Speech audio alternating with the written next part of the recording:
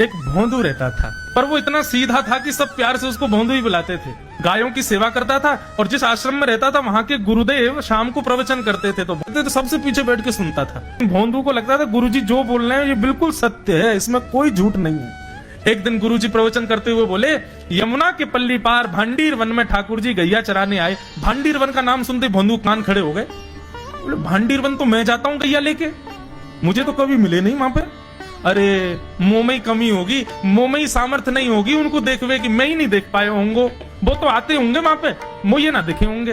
भोंदू ने पहली बार जिज्ञासा करी, गुरुदेव ठाकुर जी दिखते कैसे हैं?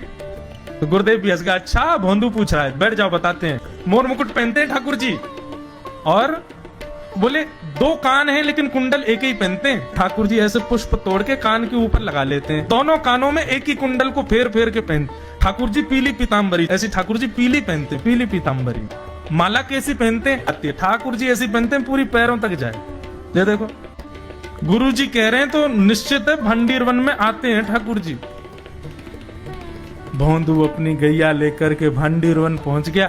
गैया चर रही थी, अब भोंदू ढूंढ रहा है, कभी वृक्ष के नीचे जाके देखे, कभी कहीं देखे, कभी ढूंढे कहीं से चंदन की सुगंधी आ जाए। गुरुजी बता रहे थे उनमें से चंदन की सुगंधी आती है, क्या पता कन्हैया यहीं कहीं हो। इतने भाव से, इतने प्रेम से और इतने भोलेपन से ढूंढने लगा ठाकुर जी को, और ठाकुर जी नहीं मिलते ना तो अपने आप को ही कोसता, मुंह में योग्यता ना होगी यही मारे ना मिल रहे, ठाकुर जी तो यही है। गुरु जी की बात गलत नहीं है, ठाकुर जी तो यही है। उसके उस सहज भाव पर, उसके उस सरल भोंदूपने पर ठाकुर जी रीझ गए। और इतने में ही भोंदू हताश निराश उदास बैठा था, खुद को कोस रहा था, मुंह में योग्यता ना है, मुंह ठाकुर जी मिलना है रहे।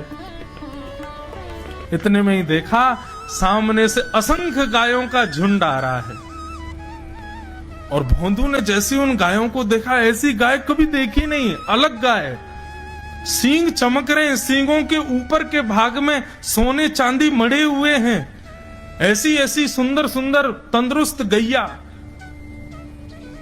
तभी देख रहा है भोंदू पीताम्बरी पहनी है, गले में वैजंती माला धारण की है, सिर पर पाग पहनी है, एक कान में कुंडल है, मंद मंद मुस्कुरा करके दतुइयां दिखा रहे हैं, कटाक्ष नेत्रों से कभी इधर देख रहे हैं कभी उधर देख रहे हैं, अपनी वेणु को कमर में कस करके गैयाओं के गले में गलवैयां डाल करके श्याम सुंदर भोंदू की तरफ चलते भय आ रहे हैं।